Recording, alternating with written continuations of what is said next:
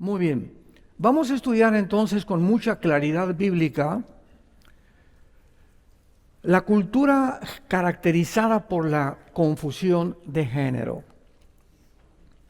La primera pregunta que voy a exponer, que es obvia, ¿acaso no es la biología la que determina el género?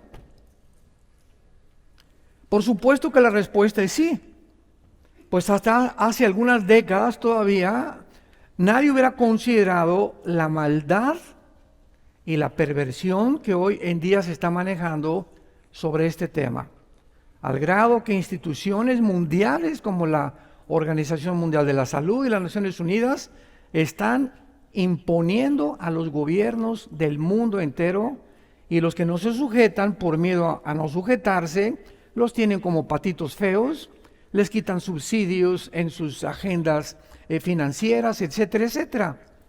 Y por causa de que solo hay dos sexos biológicos en la Biblia, que están determinados por las cromosomas que tienes, las hormonas y nuestra anatomía.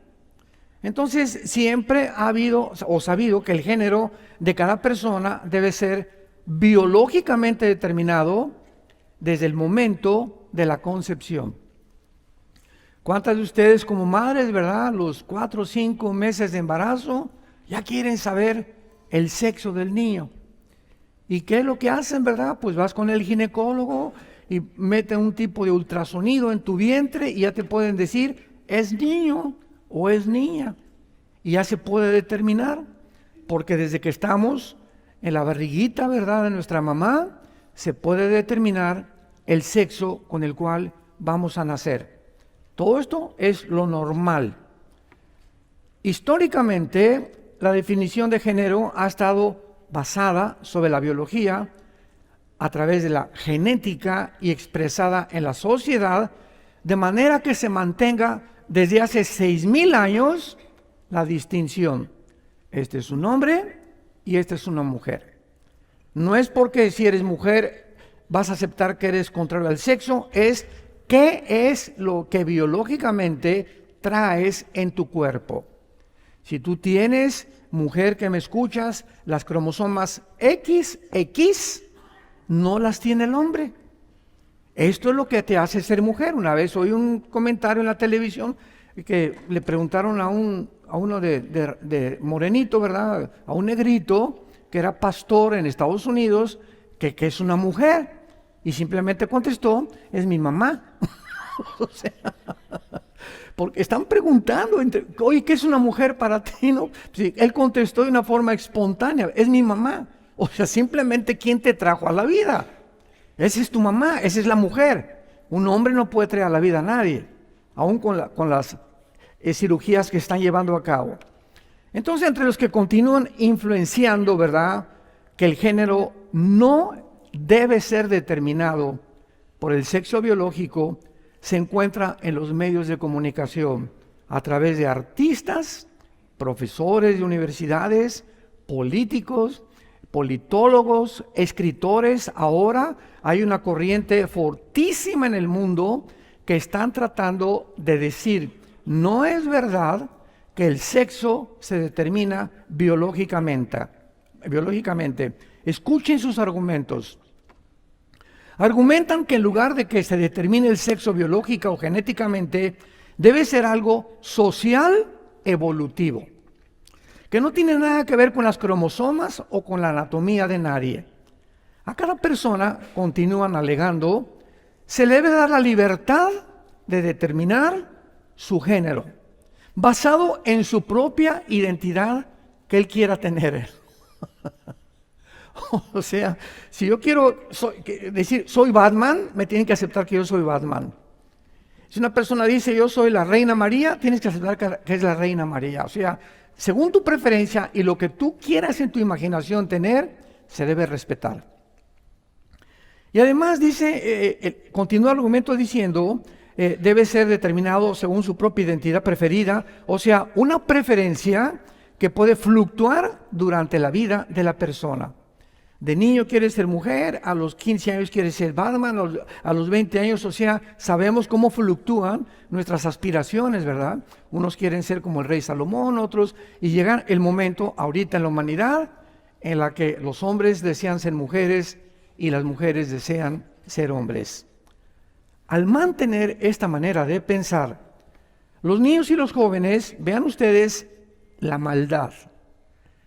Al mantener esta manera de pensar y que se está propagando en el mundo, nuestros niños, nuestros hijos, nuestros jóvenes hijos, son animados a imaginarse y explorar las diferentes personalidades y posibilidades de su identidad, sin sentimientos o limitaciones impuestas por el certificado de nacimiento, la señal de un baño o exámenes médicos. Y un muchacho, ¿verdad? En nuestra iglesia aceptamos homosexuales, lesbianas, transgénero, porque la iglesia es un hospital. Pero cuando se acerca un muchacho y me dice, pastor, yo tengo estas tendencias, no hay ningún problema, aquí puede ser sanado. En Canadá, lo vimos ayer, se prohíbe ya esto. No se les prohíbe cambiar de identidad. Los gobiernos han llegado a un punto de que si eres así, es mucho mejor, porque mientras más confuso estés sobre tu identidad, es más fácil para el gobierno controlarte. ¿Me van siguiendo?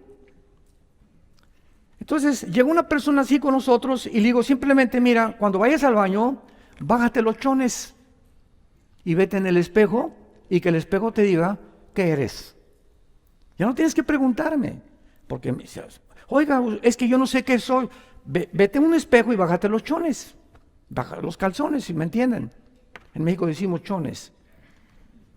Y que el espejo te diga qué eres, ya no te estés peleando. No puedes tú negar el sexo con el cual tú naciste. Ahora, ante estas circunstancias de locura, porque ya es una locura.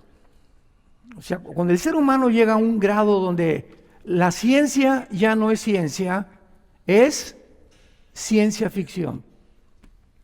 Ya no es ciencia, ya es ciencia ficción. Es cuando decimos realmente la psicopatía en la que el mundo vive es completamente causada por espíritus demoníacos. Se ha soltado sobre el globo terrestre una infinidad de millones de espíritus y entidades espirituales. Jesucristo, cuando pisó este mundo, lo primero que hizo guerra fue contra los espíritus de demonios. Y lees los 4 evangelios, ¿verdad? Mateo, Marcos, Lucas y Juan, y Cristo continuamente hablaba con gentes que tenían dentro de ellas influenciados, poseídos, y la Biblia le llama demonios. Y la palabra demonio en el griego significa seres inteligentes, que producían locura en los seres humanos, van directamente a cambiar y alterar tus hormonas cerebrales, tus neuronas cerebrales, para que tú puedas, en el cerebro es como un circuito en el cerebro que tenemos, cualquier neurólogo te lo puede decir, y el blanco de ellos es desconectar ciertas conexiones eléctricas, porque son eléctricas dentro del cerebro, para que si tú desconectas un cable y lo conectas con otro, tu conducta comienza a ser alterada. Y lo único que puede mantener la armonía neurológica en nuestro cerebro es la paz. Ninguna de estas personas puede tener paz. Por eso viven un conflicto continuo durante todas sus vidas y por eso los transgéneros se suicidan en un 70%. Ante estas circunstancias de locura en que estamos viviendo, ¿de qué manera debemos pensar como cristianos? Aunque el debate cultural del transgenerismo, ¿verdad?, actualmente es relativamente nuevo, de hace 10 años para acá, los asuntos fundamentales de por medio son tan antiguos como la historia humana. Y vamos a ver que la Biblia no guarda silencio ante este asunto. Quiero compartirles a ustedes algunos puntos, verdades bíblicas, que nos van a proveer de una información básica acerca de toda esta confusión cultural. Porque es lógico, ¿verdad?, que por favor podamos hablar con nuestros hijos desde pequeños, con nuestros jóvenes, Si yo les digo a los papás, cuando llegue tu hijo, los menores de edad, revísale su mochila, revísale sus libros y sus papeles que tiene, que la escuela no les esté metiendo papeles o fotografías de pornografía. Y los pobres niños no tienen, un niño de 5, 6, 7 años de edad, ¿cómo puede saber si es hombre o que es mujer de una forma conciencial y de una forma completamente consciente de que realmente es lo que es y lo que lo hizo Dios? Entonces, qué fácil es poder influenciar a un niño y decirle, no eres niño, eres mujer, y lo aceptan. Y les comienzan a comprar vestiditos y les comienzan a cambiar la ropa de hombre o mujer para que crezcan completamente desorientados. Y si llegan así a la pubertad o a la adolescencia, el niño es presa de Satanás, de los demonios. Y va a ser 10 veces más difícil poder convencerlos que no son lo que el diablo quiso que ellos creyeran que son. Veamos número 1, si lo quieres apuntar. La prerrogativa le llamo del Creador. La prerrogativa del Creador. La primera verdad es muy clara. Como Creador y sustentador, juez y soberano del universo, es lógico que solo Dios puede establecer las leyes y los parámetros entre el bien y entre el mal y de toda su creación.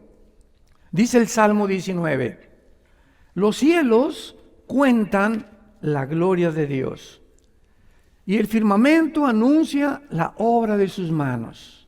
Un día emite palabra a otro día, y una noche a otra declara sabiduría.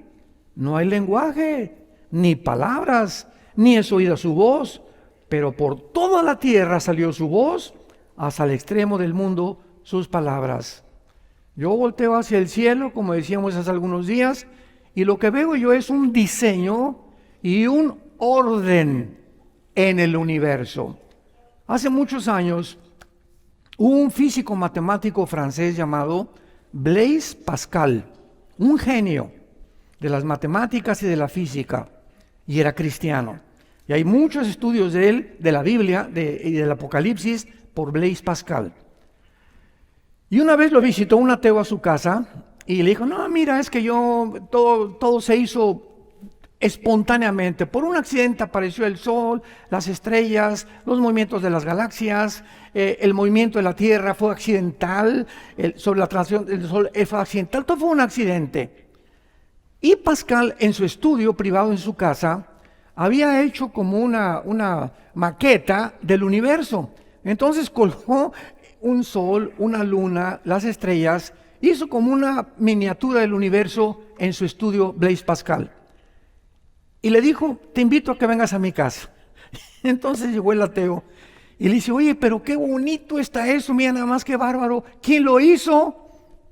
Se hizo solo, le dijo. No, ¿cómo que se hizo solo? Y dice, sí, de repente amaneció y apareció ahí. Oye, no puede ser esto. Y entonces le dice Blaise Pascal, si a esto tú lo consideras que es imposible que haya una mano humana, cuánto más al ver una creación tan perfecta, puedes atreverte a decir se hizo solo. Porque nunca el orden ha surgido el desorden. Siempre es del desorden cuando surge el orden. Entonces, para que haya orden, tiene que haber algo fuerte detrás, una fuerza que pueda poner en orden esto aquí, esto aquí, esto aquí, para que funcione en una armonía. Y le dijo Pascal, ¿tú has conocido las trampas de los ratones? Bueno, una trampa del ratón tiene un procedimiento, un mecanismo donde entra el ratón y muerde el queso, pero la trampa tiene que estar diseñada con un tornillito aquí, otro por acá, todo está de una forma, converge todo para que caiga el ratón. Un alambrito en la trampa que no funcione, no puede caer el ratón. ¿Has visto un coche ya en la época moderna? Tiene el acumulador, tiene el distribuidor, tiene una batería y el puro alambrito de la batería que esté defectuoso, el motor no puede andar. Tiene que haber una armonía en todo el motor para que pueda caminar. Entonces, esta armonía y todos estos detalles que existen ante nuestros ojos, existen en el universo. Por eso los cielos cuentan la gloria de Dios. Un día nos enseña algo a otro día. La vida es la mejor universidad, porque todos los días estamos aprendiendo cosas de Dios. Veamos nosotros el libro de Romanos capítulo 1 y lo que dice el apóstol Pablo respecto a la creación de Dios. Dice Romanos 1, versículo 19 al 22. Porque lo que de Dios se conoce, les es manifiesto, porque Dios lo manifestó. Porque las cosas invisibles de Él, su eterno poder y deidad, se hacen claramente visibles, siendo entendidas por medio de las cosas hechas, de modo que no tienen excusa. En otras palabras, aquí me detengo, un ateo no tiene la justificación, no tiene ninguna manera más que una mente irracional, obstruida por prejuicios, tal vez religiosos, un orgullo intelectual tremendo para poder observar el universo y decir, se hizo solo. Lo que Dios creó nos los manifestó, porque el eterno poder y lo que existe nos da testimonio. Y dice Dios, ni los aztecas, ni los mayas, ni los nahuatls, ni los aucas de Ecuador, ni ninguna tribu salvaje en el mundo jamás tendrán excusa de decir, hay algo supremo a nosotros. Y por eso no ha existido nunca ninguna civilización, ninguna tribu, ninguna etnia que no haya creído en algo superior. Los indígenas de Estados Unidos que fundaron Estados Unidos eran espiritistas, ¿verdad? Otros tienen dioses, otros adoran al sol, otros adoran a la luna, otros, pero siempre nos salimos de nosotros y estamos buscando algo o alguien a quien adorar. Porque el ser humano, dice Eclesiastés 3, versículo 11, Dios puso la eternidad en nosotros. Decía Sigmund Freud, aunque no era cristiano, Sigmund Freud dijo, es que el hombre es incorregiblemente religioso.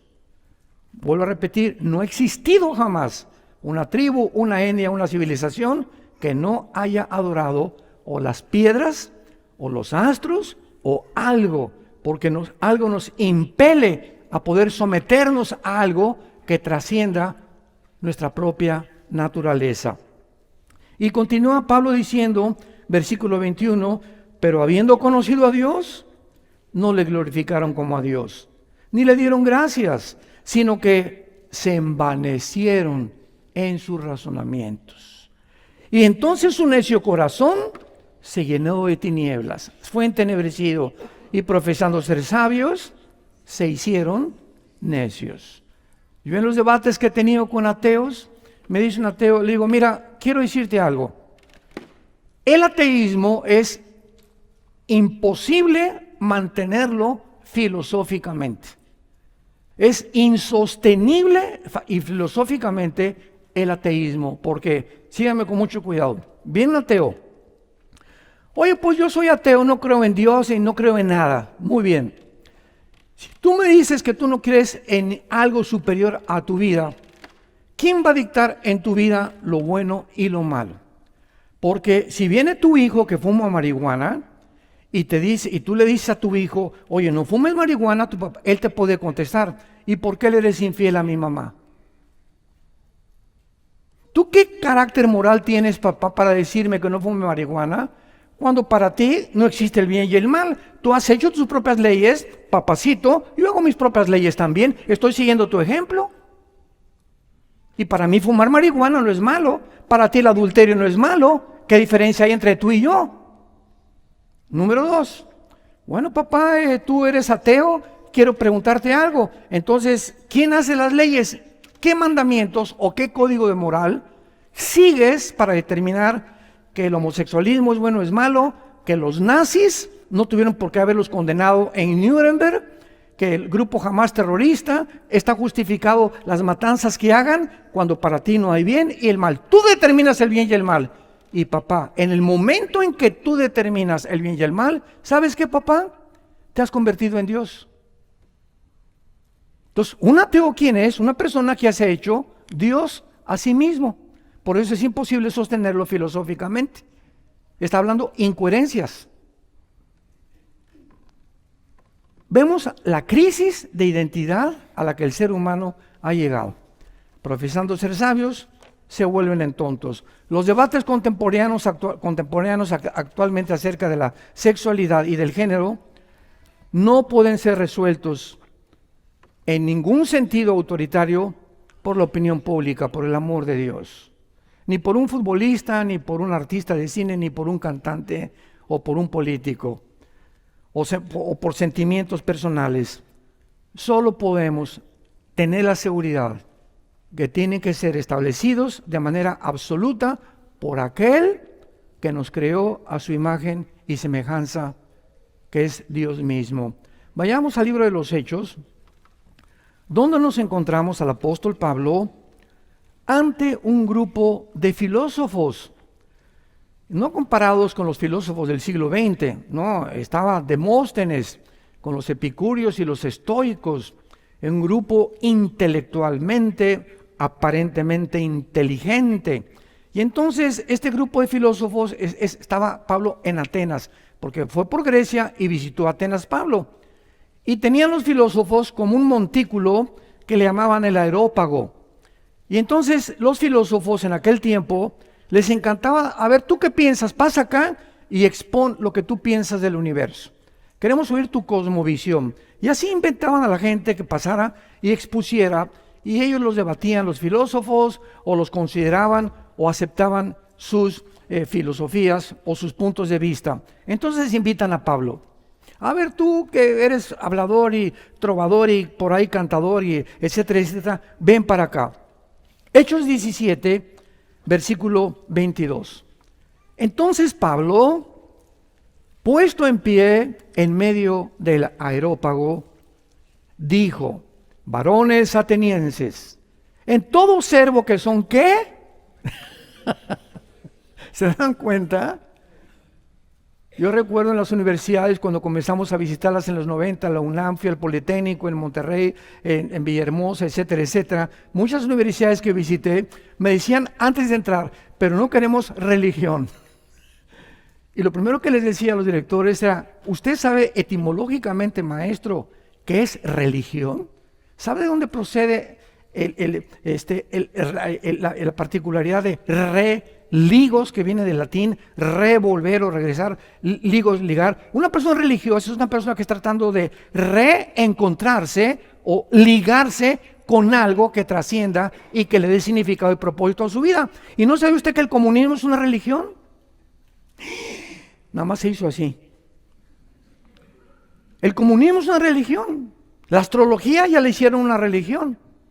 Entonces se llegó a entender de una forma impresionantemente desinformativa e ignorante que la religión era todo lo asociado con Dios. Si tú eres Dios, es religioso. Aquí en la escuela no se puede imitar religión, no se puede hablar de religión.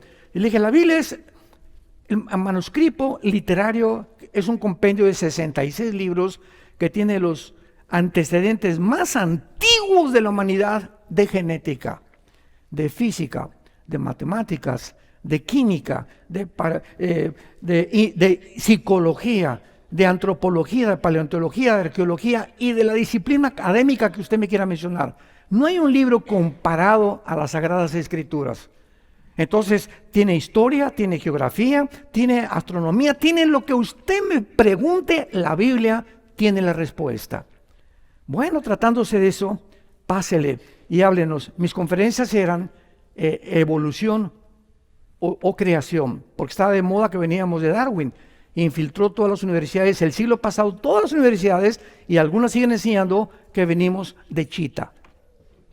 Que por un accidente, ¿verdad? Este tiene el cromosoma este también esto, y todos venimos de una sola especie. Cuando la genética, 1954, el doctor Crick y el doctor Watson, se les da el premio Nobel de Medicina porque descubren la molécula del ácido desoxirribonucleico o el ADN. Y el ADN destruye totalmente la teoría de la evolución. Imposible que genéticamente pueda yo tener el gen o los cromosomas de un chango o el perro del gato o el rinoceronte de la jirafa. Imposible genéticamente. Y más cuando se descubre esto, el 60% de los ateos en el mundo se vuelven a la Biblia. Y la Biblia tenía la razón. Y Pablo continúa diciendo, porque pasando y mirando que son muy religiosos, viendo vuestros santuarios, hallé un altar en el cual estaba esta inscripción: al Dios no conocido. Los mismos filósofos atenienses, Demóstenes, Platón, Sócrates, los que tú me quieras mencionar, ellos filosóficamente jamás se dijeron ateos. En su libro La República, Platón, ¿verdad?, que comenzó a exponer los principios de un socialismo o un sueño de que las sociedades viviéramos de una forma equitativa y financieramente igualitaria, mencionaban siempre, ¿verdad?, hay algo, y comenzaban a adorar algo a alguien. En este tiempo, cuando Pablo llegó, era Demóstenes, el padre de la filosofía en el tiempo de Pablo. Y Pablo les dijo, ¿verdad?, esta inscripción, levantaron una estatua que decía al Dios desconocido. O sea, ellos sabían que sí había un Dios, pero no lo conocían. Entonces vamos a llamarle a la luna diosa, o al sol dios, o vámonos a Teotihuacán a cargarnos de energía, o vamos en los espíritus, pero de alguna forma toda la humanidad siempre ha buscado en quién y a quién adorar. Y Pablo dice: al que ustedes adoran sin conocerle, es a quien yo les anuncio. Ustedes adoran lo que no conocen, yo se los vengo a anunciar.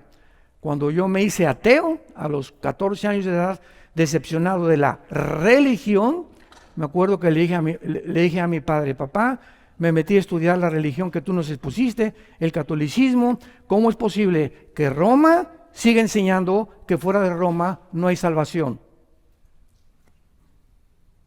La Biblia dice, porque no hay más que un mediador entre Dios y los hombres, Jesucristo, y fuera de Cristo no hay salvación. Le dije: papá, ¿tienes la Biblia católica? Teníamos la Torre Samad, enséñamela, porque acabo de aprender esto.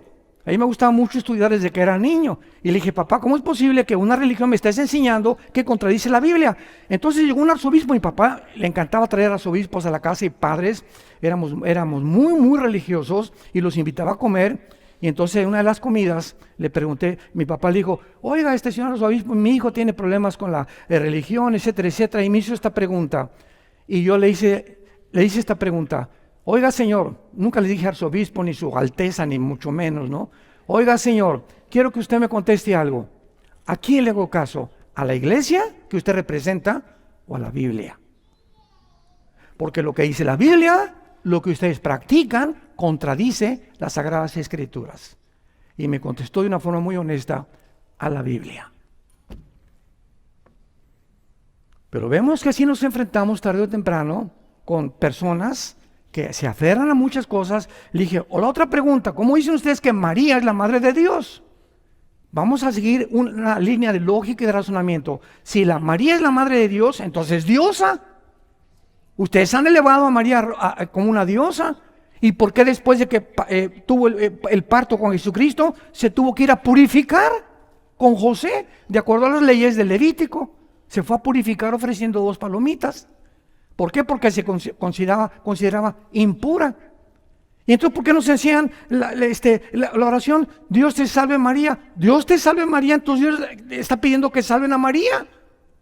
Entonces, ¿cómo que es la mamá si Dios, la oración de Dios salve María, llena eres de gracia, le pide a Dios que salven a María? Y se quedó, casi se la atora el pozole.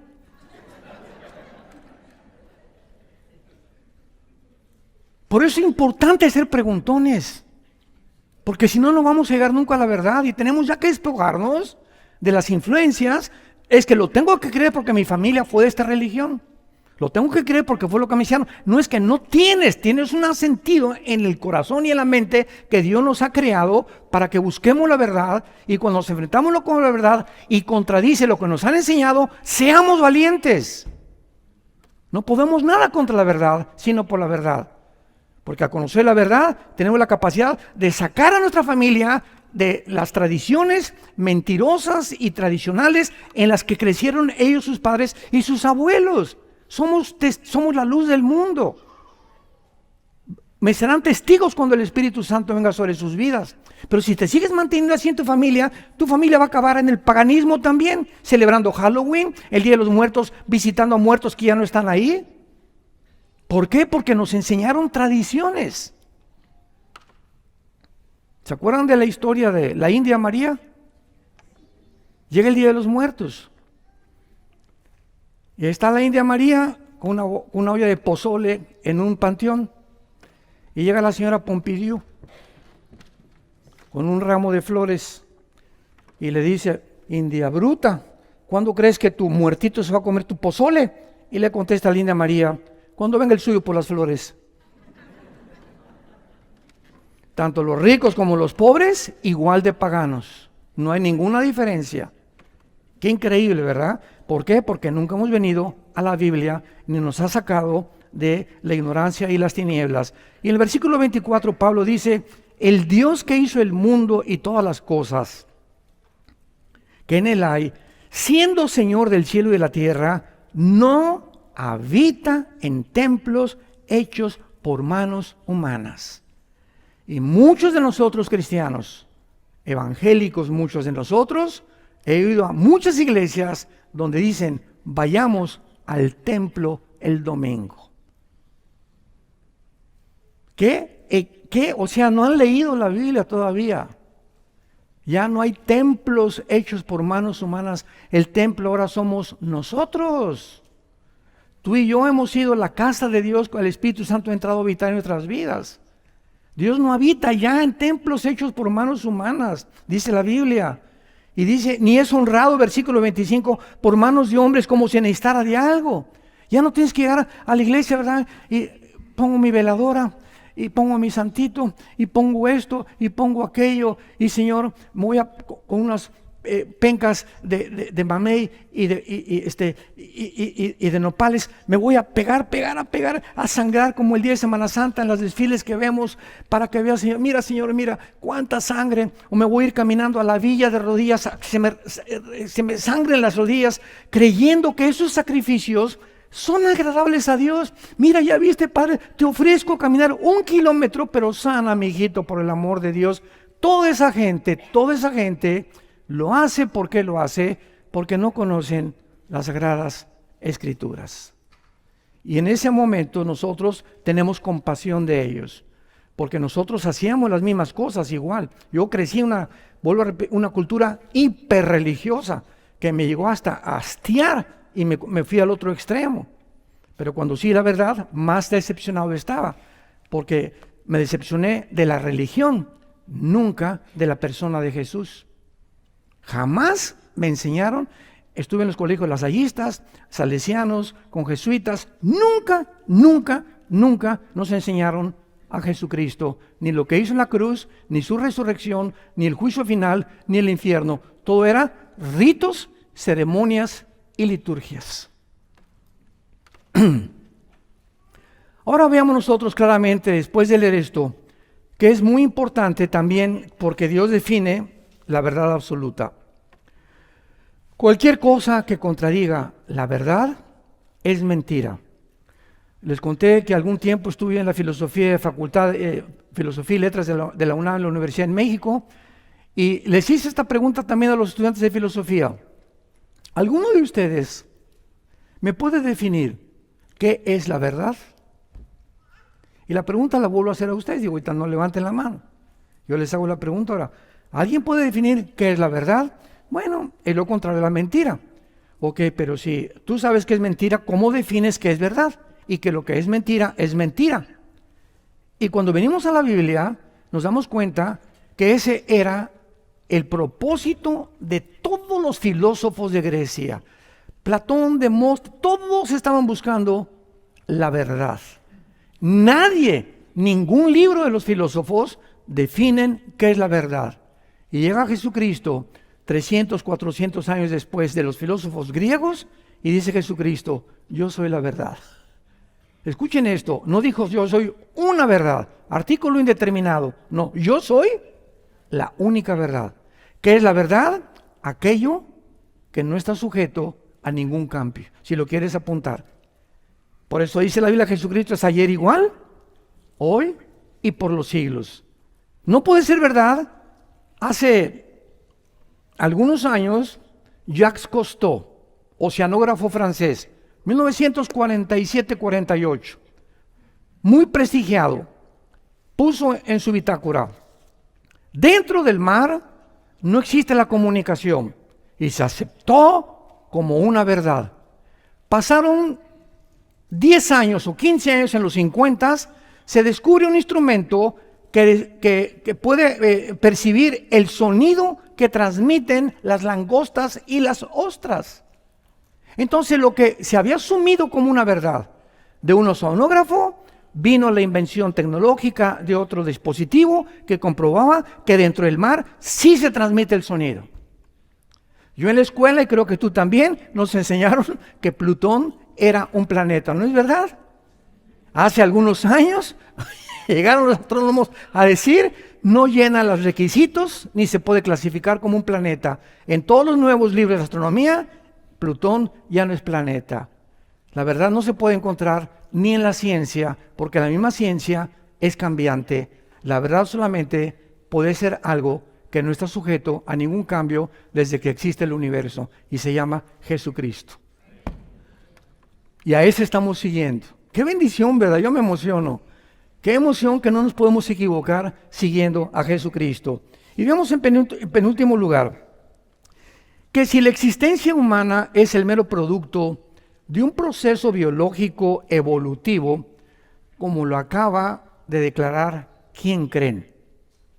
El director del Foro Económico Mundial, que cada año se reúnen en Davos, Suiza, con el presidente Clinton, con los Obama, con físicos, matemáticos de las redes sociales, el presidente de Google, el presidente por aquí, por allá, ex senadores, puras celebridades, ¿verdad? Ex políticos, ex presidentes de la República, y se juntan ahí en Davos para hacer una reunión y determinar ellos qué vamos a comer el año que entra.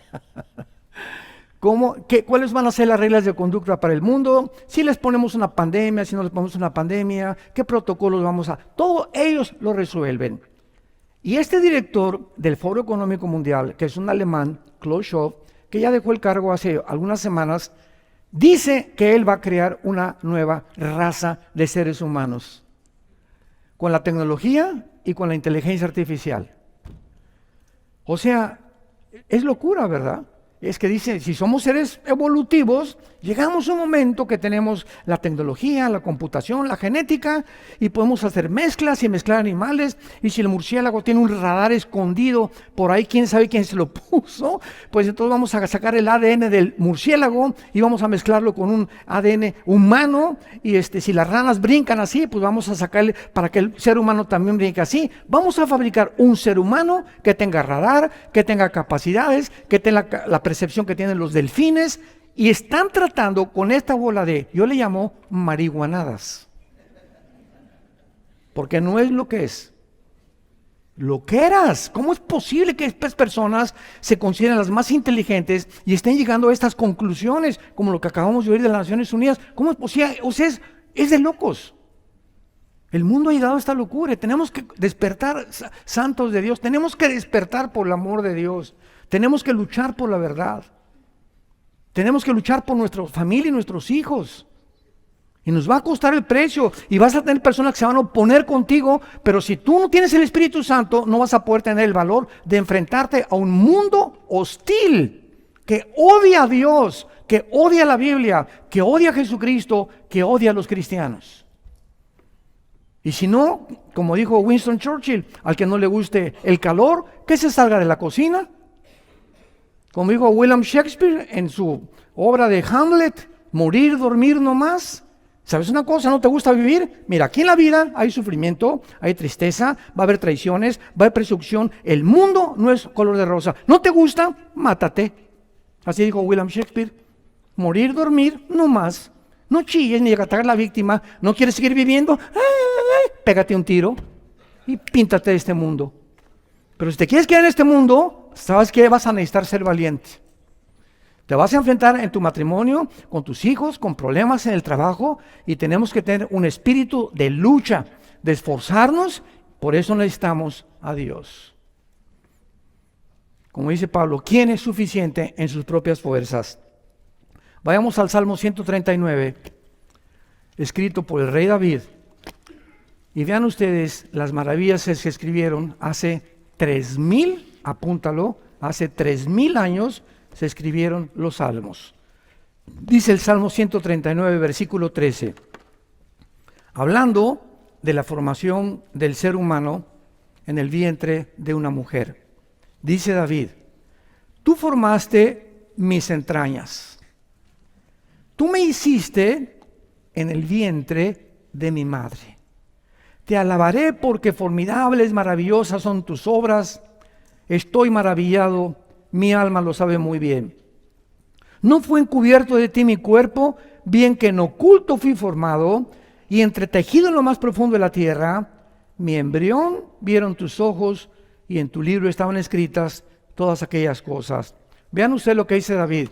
Las 23 cromosomas de mi papá, cuando mi papá tuvo relaciones sexuales con mi mamá, salieron en la eyaculación de mi papá, millones, ¿verdad?, que salían para poder fertilizar el óvulo de mi mamá, y solamente uno de todos los que salieron de mi papá fertilizó el óvulo de mi mamá. Muy bien.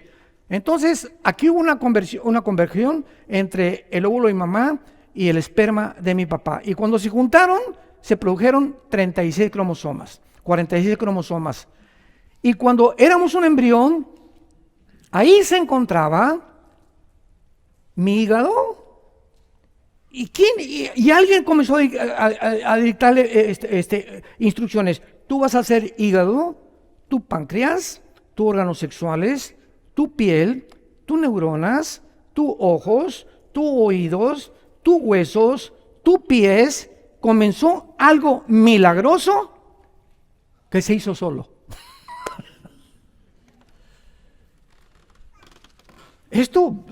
Estoy maravillado, dice, hace 3000 años no se conocía la genética.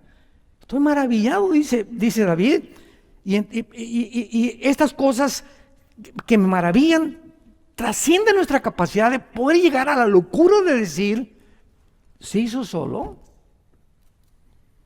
Ya no vayamos tan lejos como dijimos las hormiguitas. ¿Quién le dice a esa hormiguita minúscula? Agarra un pedacito de polvo y llévalo entre todas las cientos de más hormiguitas y ponlo en el lugar que debe ser. Y todas tienen la misma instrucción y se juntan cientos de hormigas haciendo un hormiguero. ¿Quién le dijo a cada una dónde poner exactamente el granito de arena o el del polvo? ¿Qué coordinación, qué dirección, qué organización pueden tener ellos?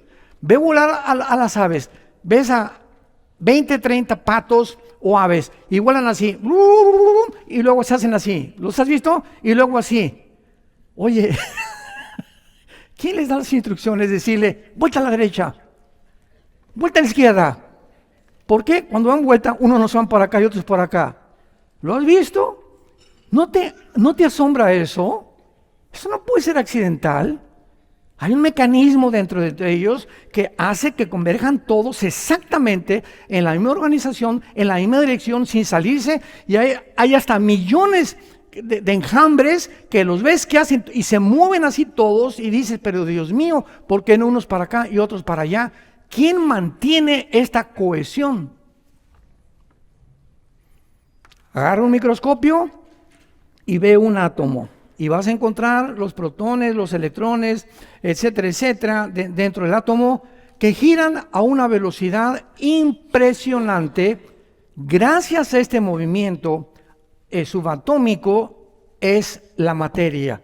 Y ahorita le hago así a esto y me rompo, ¿verdad?, los huesos de mi mano, porque esta formación es mucho más gruesa atómicamente que mi mano. ¿Quién mantiene esa cohesión? ¿Quién le dice a la Tierra que gire en 24 horas sin que se pare? Pregunta, señores físicos que nos acompañan. La ley física dice lo siguiente: la velocidad de un cuerpo es proporcional a la fuerza que se le aplica. ¿Qué quiero decir? Yo agarro una canica y le hago así, ¡paz! Y la canica tiene una velocidad que sale, pero se tiene que parar, ¿correcto? Agarro una flecha, ¡pum!, disparo la flecha y la flecha sale y se tiene que parar.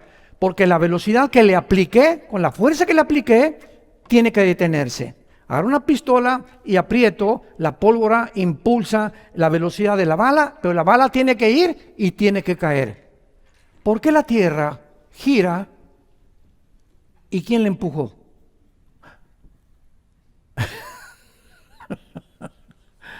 Señores físicos, discípulos de Pascal, ¿no hay aquí discípulos de Pascal? ¿Quién empujó la Tierra? ¿Quién le dio la velocidad a la Tierra para que se mantenga uniforme? ¿Por qué no se detiene? La Tierra está violando las leyes de la física humanas. Esta velocidad, esta cohesión, ¿por qué los átomos dentro de la materia atómica, por qué no se detienen? ¿Quién los mantiene así? Oye, una máquina que inventemos lo que sea, forzosamente se tiene que parar. Tanto en el mundo macroscópico como microscópico encontramos leyes que trascienden la naturaleza del intelecto del ser humano. Pero profesando ser sabios, dicen que no creen en Dios. Se hicieron necios, dice el apóstol Pablo.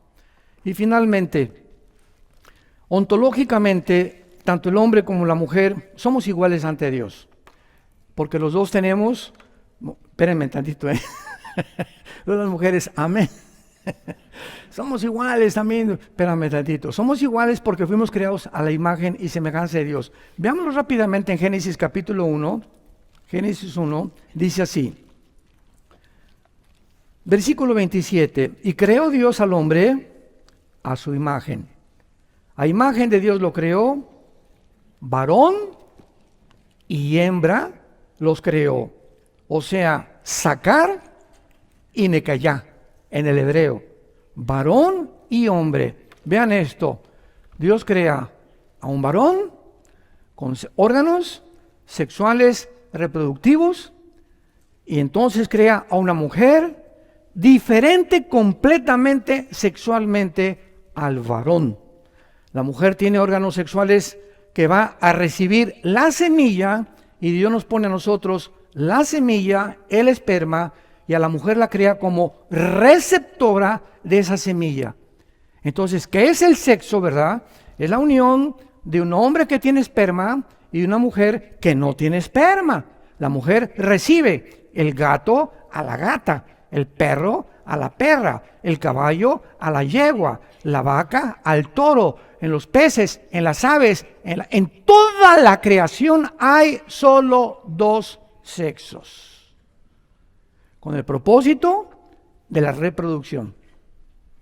Y cuando el mundo llega a lo que hemos llegado, en la que ahora tú puedes determinar tu género, ya es una locura. Ya es contradecir la genética, contradecir la biología, decirle a Dios, ¿verdad? Te equivocaste. Khrushchev le está diciendo a Dios, discúlpame, pero vamos a crear a alguien mejor de lo que tú nos creaste. Vamos a crear una super raza porque somos más inteligentes que tú, porque tenemos ahora la inteligencia artificial, tenemos la tecnología y tenemos las computadoras. Así que Dios, espérame tantito, tú no existes, somos nosotros dioses. Y finalmente, damas y caballeros, ¿cuál fue la primera mentira de la serpiente a la primera mujer? Génesis 3 del 1 al 5.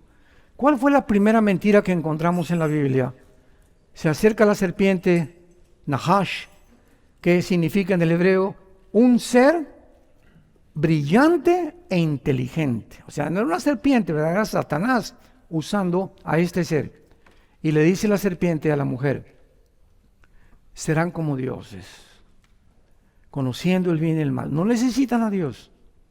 Y esta mentira, serán como dioses, conquistadores, Alejandro el Magno, Napoleón Bonaparte, Aníbal, Saddam Hussein, Lenin, José Stalin, todos los que tú me quieras mencionar, los vikingos, todos a través de la historia llegan al poder, tanto presidentes como reyes, cualquiera que llega al trono y se sienta, todos han anhelado conquistar el mundo. En toda la Europa, ¿verdad? En el siglo XVII, XVIII, todos, ya Francia y contra Inglaterra, y tratar de dominar lo más que se pueda. Pero hasta el siglo XXI, en el momento en que nos encontramos, es la primera vez en la historia en la que el ser humano puede uno solo controlar el mundo. Estamos en el año 2024. Es la primera vez en la historia que el ser humano puede uno solo, con la tecnología que hemos alcanzado y el desarrollo que hemos desarrollado, lo que hemos podido alcanzar y lo que hemos logrado con toda la genética y con todo, que un hombre pueda a través de la computación y la tecnología y la inteligencia artificial controlar el mundo entero, y ese hombre será el anticristo. Todavía hace 15 años esto era imposible. Ahorita en 2024 es el tiempo que un solo hombre puede controlar el mundo. Antes no se podía porque no habíamos alcanzado la tecnología que hemos llegado a desarrollar. Y esta tecnología la vamos a usar, la va a usar Satanás para darle el poder a un hombre llamado el anticristo, que va a surgir en el Medio Oriente, entre Siria e Irak, entre la Babilonia del Antiguo Testamento, y va a controlar el mundo con una marca económica. El mundo va a estar gobernado económicamente. Y este año el grupo de BRICS, que lleva la liderazgo con Rusia, Sudáfrica, China, etcétera, etcétera, quieren desbancar el dólar, porque si desbancan el dólar, que desde 1945 fue la moneda para regular la compra de los petrodólares, entonces Estados Unidos este año se hunde económicamente. Este año. Y se forma otra moneda, ya Arabia Saudita, Irán, Irak, Corea del Norte, más de 30 naciones ya no quieren comprar el petróleo en dólares. Tal vez sea el yuan o tal vez sea el rublo de Rusia, no lo sabemos todavía. Lo más lógico que sea el yuan de China, pero el dólar tiene que ser bíblicamente desbancado porque Estados Unidos no aparece en la Biblia. Pasará a segundo o a tercer grado de supremacía política, militar y económica. Y mientras tanto nosotros oremos por nuestra familia, por nuestros hijos. La familia que tú tienes es el tesoro más grande que Dios te ha dado, que Dios nos ha dado. Y es lo único por lo que vale la pena vivir, por mi familia, por mis hijos, por mis nietos, bisnietos, la generación que Dios nos quiera dar. Todo lo demás es vanidad de vanidades. Concentrémonos en ello, y te repito como enseñamos: si tú te concentras en Dios en primer lugar, tu esposa en segundo lugar, si pasas más tiempo con tus hijos, que nuestros hijos necesitan que pasemos tiempo con ellos, irnos al boliche con ellos, a un partido de fútbol, irnos a una película con ellos, platicar con tu esposa, Dios nos va a bendecir como tú no te imaginas. ¿Por qué? Porque estás obedeciendo la eterna palabra de Dios. Los cielos pasarán, la ciencia pasará, pero mis palabras permanecerán, dice el Señor, Creador y Padre de Jesucristo nuestro Señor, el gran pastor de las ovejas, por la sangre del pacto sempiterno. Os haga a todos ustedes capaces para que hagan siempre las cosas que son agradables delante de Él y vivamos en paz. Te damos gracias, Señor, en esta mañana por tu palabra. Te pedimos, Señor, por nuestra familia, los varones te pedimos por nuestra esposa, por nuestros hijos. Haznos capaces, Señor, a través de tu palabra y de tu sabiduría, de vivir. Ya la vida es demasiado corta, los años pasan volando. ¿Qué es de vuestra vida? Dice la Biblia, sino como un vapor que se aparece por un tiempo y desaparece de repente. ¿De qué les sirve ganar el mundo si pierden su alma? Porque de tal manera amó Dios al mundo que nos ha dado a su Hijo unigénito, para que cualquiera que en Él cree no se pierda en el infierno, mas tenga la vida eterna. Mas Dios muestra su amor para con nosotros en que, siendo pecadores, estando en la condición tan sucia en que nos encontrábamos todos, Él nos amó con un amor eterno. Nos lavó con su preciosa sangre.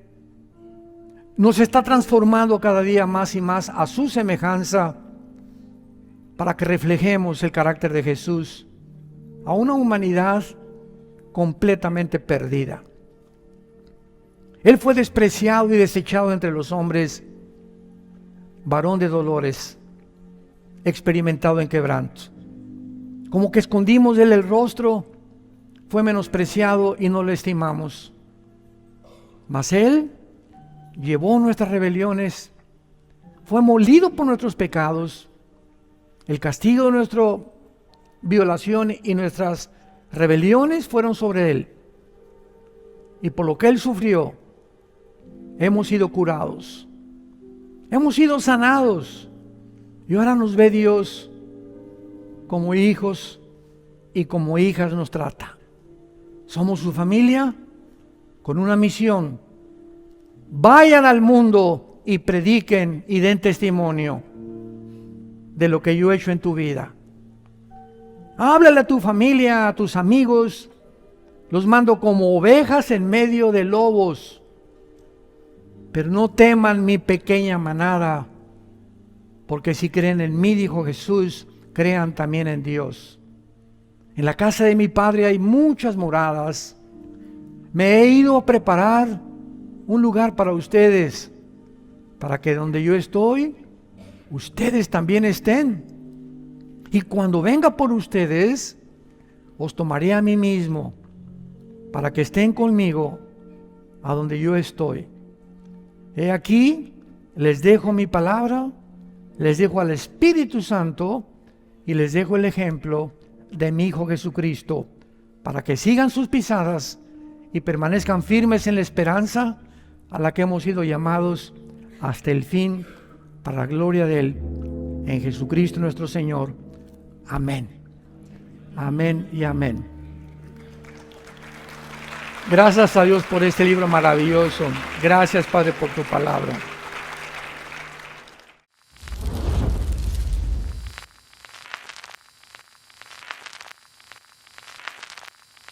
Hola, ¿qué tal? Me da mucho gusto saludarles y quisiera simplemente comunicarles que gracias a todos ustedes a través de todas las naciones del mundo que aman la palabra de Dios y que realmente están interesados en que nosotros como organización Vida Nueva para el Mundo y Armando Alducin Ministries continuemos predicando el Evangelio de la Gracia de Jesucristo y que podamos nosotros continuar haciéndolo gracias a sus donaciones. Este año cumplimos 46 años de ministerio, 46 años donde hemos predicado, hemos enseñado, hemos tenido seminarios y de diferentes formas de estudios bíblicos alrededor del mundo y hemos pensado y considerado de una forma fiel el Evangelio de la sana doctrina de Jesucristo. Nosotros, con todas estas donaciones, tenemos que sostener pastores, misioneros, obras, equipos de televisión y aún continuamos buscando la manera de poder elevar este ministerio. Hasta este momento quiero que ustedes estén enterados que no tenemos una sola propiedad como organización y así hemos trabajado durante 46 años porque le damos la importancia a la evangelización, a las misiones y también a los hombres de Dios para levantar más pastores. Le damos las gracias y que pueda Dios con su gracia tocar sus corazones y que puedan ustedes invertir en un terreno donde es fructífero, porque creemos que ha producido bastante buen fruto para la gloria de Dios. Gracias, muchas gracias por sus aportaciones y por las donaciones que sabemos ustedes continuarán haciendo para que podamos continuar siendo fieles en la predicación del Evangelio de la gracia de Dios. Que Dios les bendiga.